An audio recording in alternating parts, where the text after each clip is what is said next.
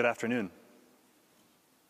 Have you ever had an idea, probably in your head, and you've wanted to put it in someone else's head? Chances are that you have, and this is called communication. We've all done it. We've all done it a lot, and we're going to think about it a little bit today together. For me, communication is an evergreen idea of exploration because of the ambiguity and subjectivity involved in thinking about it. What one person thinks is good or less effective communication, those opinions differ. But this talk represents my opinion about modes of communication that we use. And the genesis of this talk springs from my experience working on teams that are remote, teams that are co-located, bits in between, lots of different permutations, and teams that worked remotely effectively and not so effectively. So I would like to invite you to join me in exploring these observations and conclusions about modes of communication. But first, let me introduce myself. My name is Eric Tillberg. This is my biography written by a friend many years ago. I work for a company called TCOM, which is an architecture technology consultancy. The company, or I, however, work on a Rails app most of my time in the research and development department. But I also work in a few other areas as well, technology speaking wise. The company is based in Oakland, California. However, I live and work in Durham, North Carolina. So before we jump right in, I'm going to run through the roadmap of this talk quickly. And we're going to start by defining and adding a little bit of nuance to what the communication modes are that we're concerned with today. And then we're also going to go through what can go wrong if we are unconscious to them or we just go with the flow about them. We're going to use two different approaches to think about the communication modes. And these are a more analytical approach and an approach based on rules of thumb. You might find, after hearing some of this information, that you think of a time when you are speaking with somebody or writing to somebody and you want to change your behavior. You want to change the way that you communicate with them. So we're going to talk a little bit about transitions between communication modes. And then we're going to end with this clickbaity section, which is actually the grand apotheosis, the conclusion that you're all here for. So these are the two communication modes that I'm concerned with and that I think dominate what we do when we communicate. And that would be speaking and writing. We can think of a spectrum from the left-hand side to the right-hand side of the most spokenly to the most writtenly modes. And I'm going to use these made-up words a little bit more, and I'm not going to define them yet, but they will become less fuzzy as the talk goes on. So, as an example, on the far left we have actually speaking to people, which is clearly a spoken communication. And we've got voicemail. It's also a spoken communication, right? It's asynchronous, so it's not quite as pure an embodiment of what it means to speak to somebody. Then there's SMS, which is where the story gets a little interesting. You don't speak, right? This is a text-based system. But my point here is that you treat it like you're speaking, like a conversation. We jump the gap there and we get to email, which is clearly a written communication, but it can be sort of conversational if it's a one-to-one correspondence between people. This README is a stand-in for documentation in general, which is clearly written. And even more writtenly than that, on the far right, I have a stack of books, which is to represent any kind of final written document, like a legal contract or something, or the final code that doesn't get changed. This is the embodiment of a written artifact in the most writtenly sense. We're going to talk about two tools that I know I use frequently, and I imagine many of the rest of us do as well, Slack and GitHub, and we're going to see where do they fit in on this spectrum. So we'll start with GitHub, and we're going to go to the source of all ultimate truth that we care about, which is IRB. We're going to ask Ruby, what are the features that GitHub offers us? And the answer is that we get issues, we get pull requests, we get milestones, a bunch more, of course. But my question is, what's the thinking style involved in these communications that we have? And the answer is that they're all written. I think that makes intuitive sense. We're typing things, we're writing complete sentences to each other. That's the way it is. So I'm going to situate GitHub here on the writing side. It's a little bit more writtenly than email, but it's not quite to the level of permanency as documentation might be. So we can jump back into IRB and ask the question of our other tool that we're interested in today, which is Slack. What features do we get here? We get presence, channels, we get some sweet emojis. We also get private messages, for example. And we have the same question, what's the thinking style involved with these features? And I would answer, that IRB, the authority, would answer that it is a spoken style of communication. So even though Slack is written in terms of its medium, in terms of its mode, the thinking style, I would say, is a spoken kind of style. And you'll get situated here on the closest side to the writing style. So Slack gives you some ability to get close to written style. For example, search is kind of effective, and so that's a way of making it more a documentation type experience. You can connect documents and things that also have a sense of permanency that feel like more written things, as opposed to the more spoken way that I tend to use Slack, which is in terms of greetings and short conversational tidbits. And we can reinterpret the spectrum that I have down here as the answer to a question of how easily we can convert what we're working with into documentation. And documentation is a sort of central idea in this talk, and I would say it's a worthwhile goal to strive for documentation by default, or at least as close as you can get to it. So I would say that things on the far right are pretty much already documentation. Things on the far left are probably the most challenging to convert into documentation. They involve translating it into things further to the right. Now, I'd like you all to think about a time when communication went catastrophically or hilariously wrong. And I'd like you to think about whether that time that you can think of when you're trying to give a communication, whether the communication was spoken or written, and if it might have helped you or helped the communication in general if it were the opposite. And so I'd like you to turn to a neighbor, and if you have a neighbor you know and a neighbor you don't know, turn to the one you don't know, introduce yourself, give your name. And I'm gonna give 1 or 2 minutes in which I'd like you to discuss this question.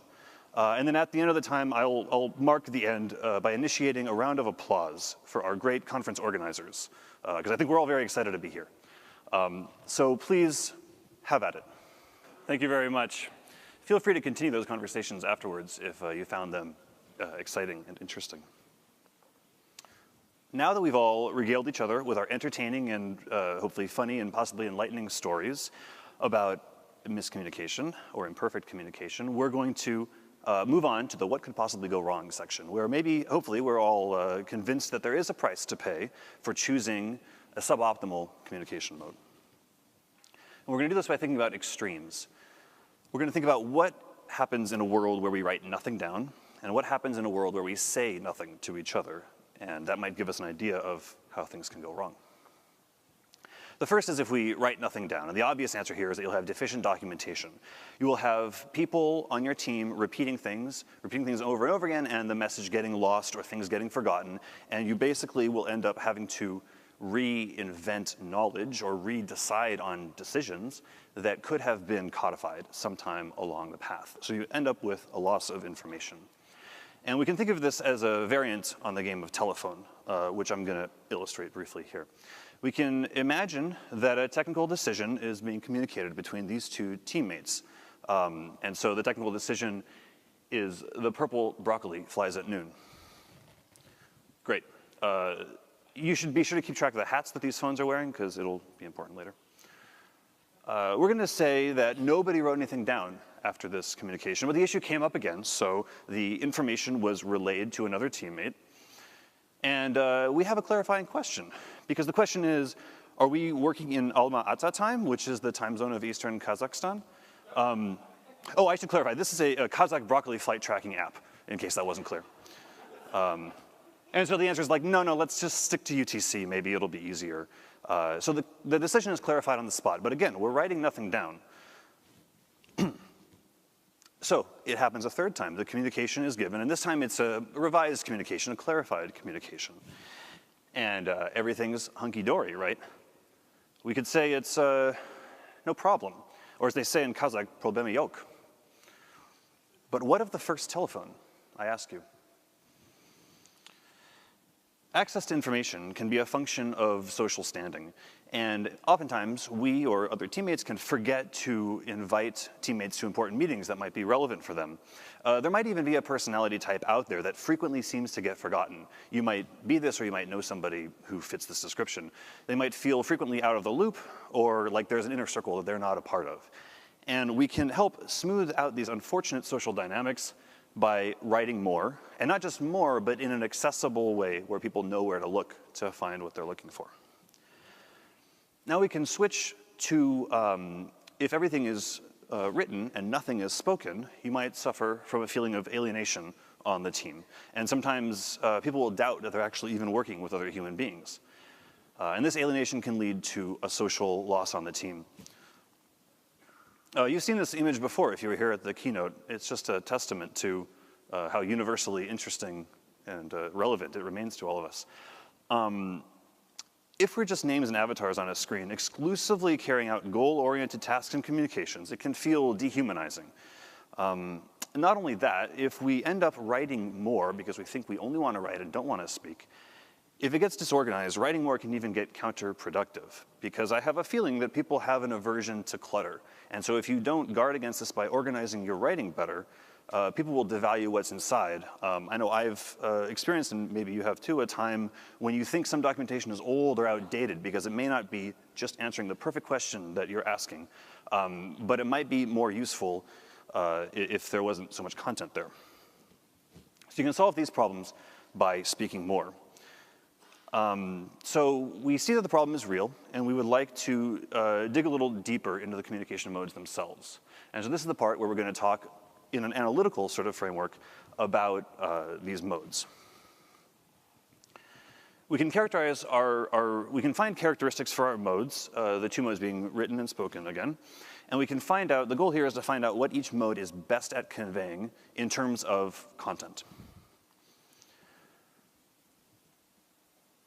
I would argue that writing is impersonal and speaking has a known audience by contrast. Writing can be read by anyone, but when you are speaking, you generally know who you're talking to, which might lead to a question in your mind, which is what I'm doing right now speaking? This also ties into what we heard this morning from DHH, which is that I am speaking in my medium, but what I am conveying is a piece of writing. And so it's not so much that I'm doing a reading, as he would have put it, but I'm delivering my writing. And it's even more complicated because there is no such document as this speech in written form, but it's a written style of communication that I'm giving. To hammer the point home even further, we can notice that this is being recorded, so it has a permanency of writing. I don't actually know who my audience is, not even in this room, and certainly not whoever is watching elsewhere at other times. And this is a monologue. This is not a dialogue, which is an important part of spoken conversation. Another distinguishing thing between these two, writing and speaking, is that writing is focused on the literal meaning of printed words on the surface, and that writing lacks contextual clues that are generally present in speaking. These include things like body language, facial expression, vocal tone. And one point to point this out is that we have this funny sign, which means sarcasm in writing. Why is it so hard to convey sarcasm in writing that we feel the need sometimes on the internet to indicate this weird faux HTML something or other? In speaking, I would say that if somebody has to say physically with their mouth, I was being sarcastic, it probably means that the joke failed. Writing can be more succinct and clear on the surface, whereas speaking follows a less curated train of thought. So an example of this is if you look at a word-for-word transcript of a conversation, it can be kind of hard to understand what was going on unless you take away a lot of the detritus of words until you get to something that looks more like it was written. An extreme and unfortunate example of this is if you look at a transcript of something that Mr. Trump has said, without watching the video or hearing the sound, it is literally, and this is not true for most people, this is a special case, at least for me, from my understanding of it, it's literally unintelligible many times to know what he was trying to say. Until I see the video, I see the hand gestures, I hear the vocal tone, that sort of thing. Another difference between writing and speaking is that writing lends itself more to permanent communication and speaking is more ephemeral. So an example of this is the broad generalization that literate civilizations are more powerful than those that rely on oral tradition. This is not a value judgment or a decision of what is better or worse, but a value judgment or a judgment about the permanency of the way that they express themselves.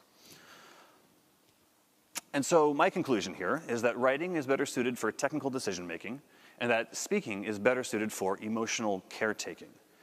We'll get back to that last one in a little bit. I would also argue that these two encompass all communication if you take emotional caretaking to be a bit more expansive in what it covers than what we tend to do, which again, we'll get to later on. We can also put axes on each of these and think of these axes like dials. So an example would be we may want to communicate something that should be permanent, so we're thinking, okay, let's write it down. But maybe there's some unwritten context, which makes us think maybe we should talk about it. It's a contradiction, and it's a common type of contradiction we find, and so we can't find an answer that will be a cure-all for that particular communication, but we can at least know the trade-offs and maybe compensate for what we lose in one communication by supplementing in another mode of the same or similar communication. So this all is an analytical way to approach the problem. But I would say that most people don't work analytically in day-to-day interactions. You don't want to memorize that chart and think of it every time you're talking to somebody or writing to somebody. So we might find rules of thumb to be helpful. And for our rules of thumb, we're going to lean on the well-worn nomenclature of code smells, and we're going to adapt it to communication. So a code smell, in case you're unfamiliar, is a characteristic in code that indicates a deeper problem. Code smells were popularized by Kent Beck and Martin Fowler in the late 90s. These are not rules written in stone, or even signs that you have a bug or a technical problem that will cause things to fail, but again, an indicator of some potential suboptimal aspects, shall we say. So we're going to talk about communication aromas. And I'm going to start with the good news, which is that we are better at communicating than coding. See, for example, the first question that I asked, we've been communicating since we were but babies. We learned everything we need to know in kindergarten, it's true. So what my goal here is to optimize what we already do by instinct and social training, and just get a little bit better at it and see how it can make a difference in our work product and in our lives in general. Another proviso I have to offer before I go into the communication aromas is that, like code smells, these communication aromas rely on judgment. And so when you're communicating with someone, you should definitely take into account your audience, their relative position of power, their authority, perceived or actual, and their comfort level and your comfort level. So my advice here relies on trust. And without trust, the proper mode of communication could drastically change from what I am proposing you might want to consider switching to here. So with that, we're going to talk about these 7 questions that you can answer and that might lead you into one direction or another.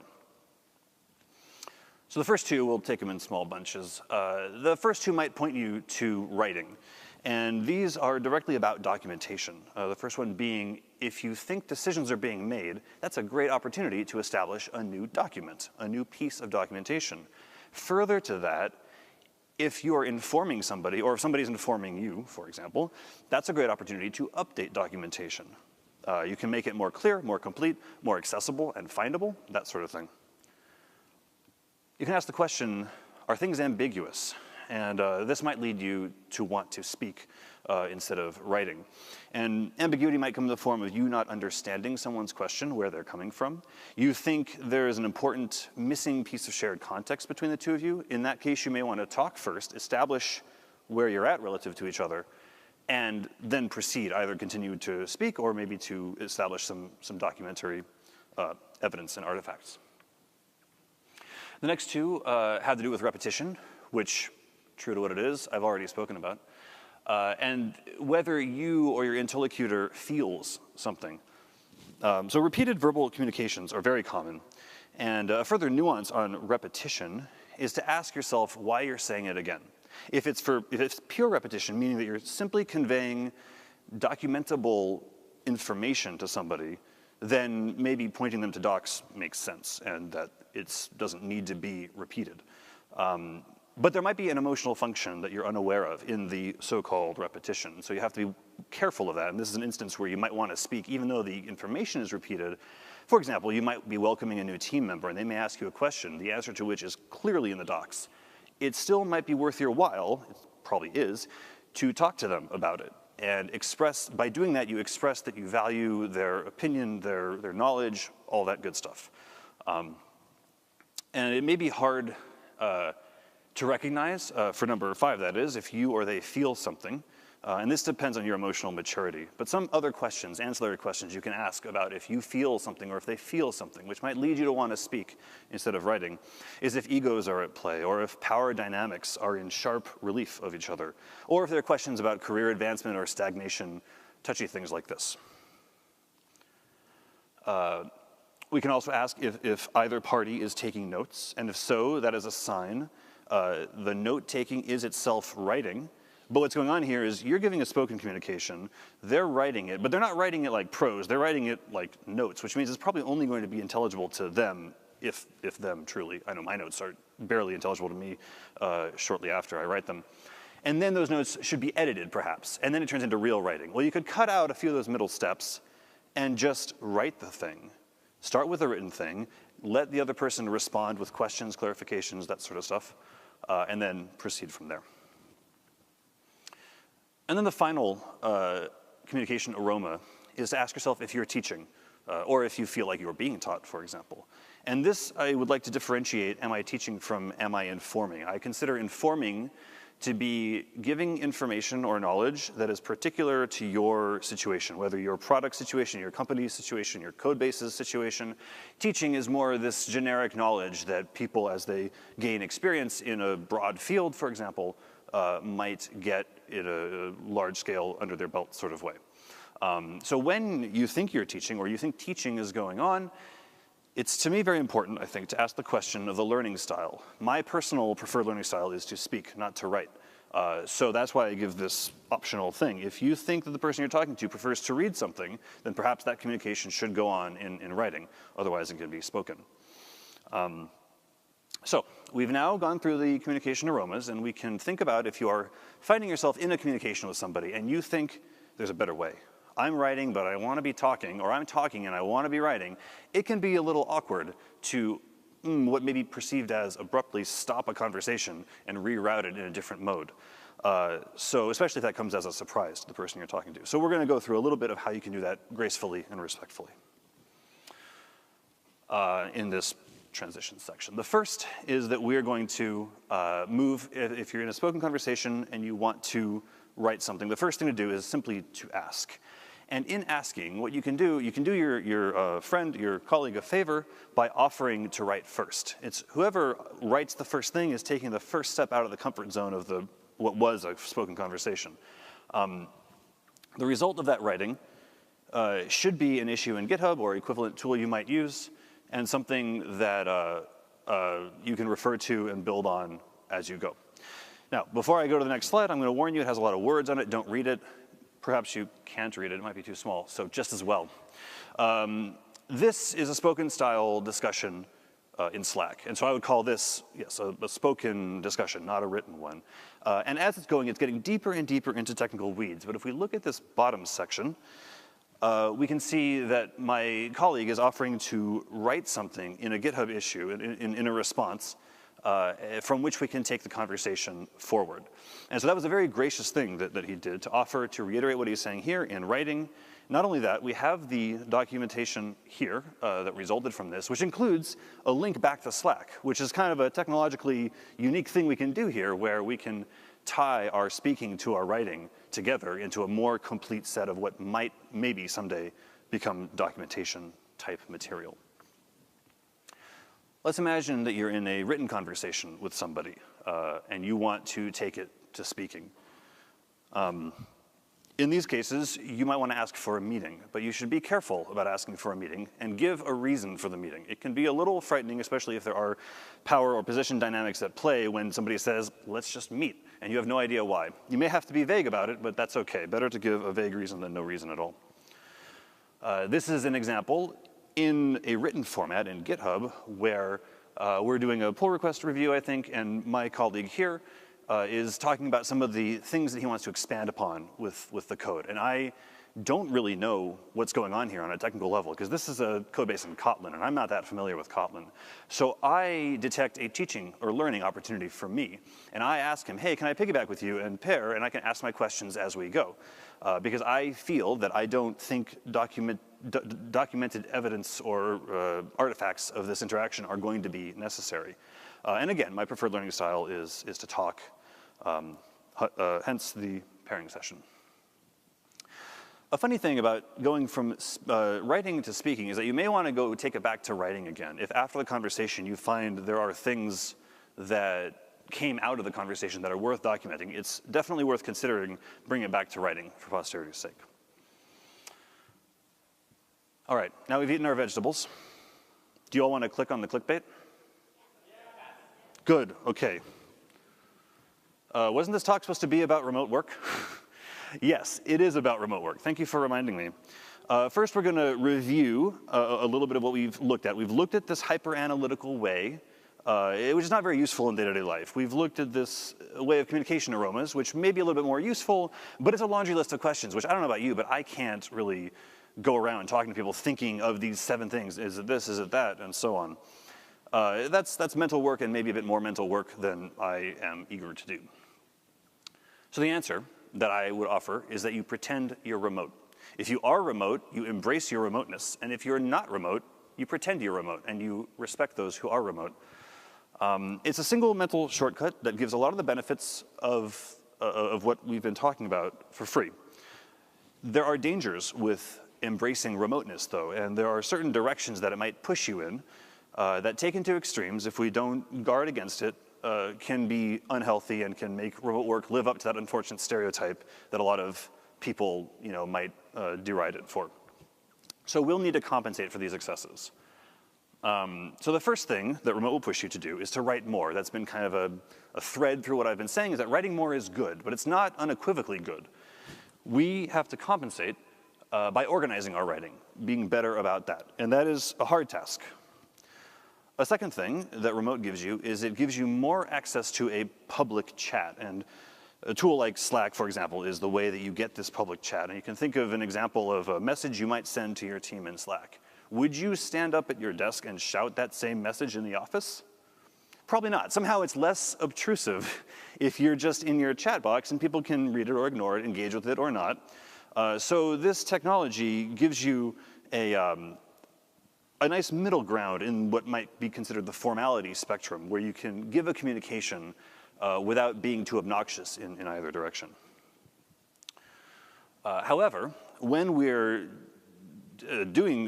chatting in Slack or something like this, we need to avoid private messages, which doesn't mean don't do private messages, but what I try to do is always ask myself, why? If I want to send a message in private, why can't it be public to the team or to the company or whoever is in the Slack instance?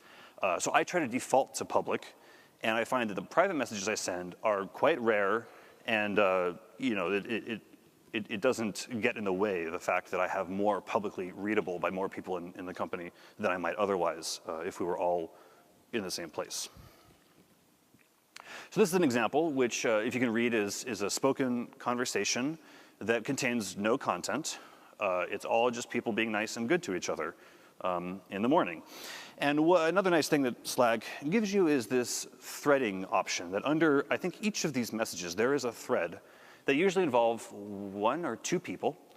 So it gives you a semi-private feel without actual privacy. And in this instance, I'd say that's a good thing, because it lets other people see what you're doing, and they can jump in if they want to or not if they don't. But it gives you this one-on-one connection while still maintaining the public room. So even though there's very little technical information here in these spoken Slack greetings, I would say this is basically my colleagues shaking hands and saying, how do you do? And I think we all know what that means. Everything we do in our work, in our relationships with other people, professional and not, is or should be in the service of love. The code that we write, the products that we create, expresses love for our customers and users, for our teammates, and for ourselves as well. And the unfortunate perhaps thing about this is that the permanent communication, the documentation, and the code itself that we talk about is less important than the ephemeral, less permanent communication. And so these documents and technical discussion and decision-making that we can preserve as artifacts and all of this is all just a means to an end. It might feel like an end because it is a lot of work, but it's the means to the end. And the end is more directly expressed verbally and perhaps, unfortunately, ephemerally. And this is where we return, emotional caretaking. This is the higher need for all of us. And it's hard to talk about it directly and easily. And this talk itself is an example of insufficient attention paid to emotional caretaking. I spent far more time talking about technical things, documentation, blah, blah, blah, these means to an end, than I am here on emotional caretaking. So my goal here is that thoughtfully choosing your mode of communication, while it doesn't do the emotional caretaking for you, it gives you a shot. It opens up your awareness of your communication modes and how you're using it so that you can use that knowledge and be more purposeful about when you emotionally take care of each other and yourselves. Thoughtfully choosing your mode of communication is one way to manipulate your brain into being more open, honest, and loving. So with this talk, I hope that I have opened the door. But that's all I've done, is I've opened the door. We all have to do the work, and this is not sweaty work, this is work of conscientiousness, to walk through the door. I'm trying to make us all aware of a choice that we always have when we're dealing with other people. So I'll end on a final question. Would you please raise your hand if you are tired of Comic Sans? You're welcome.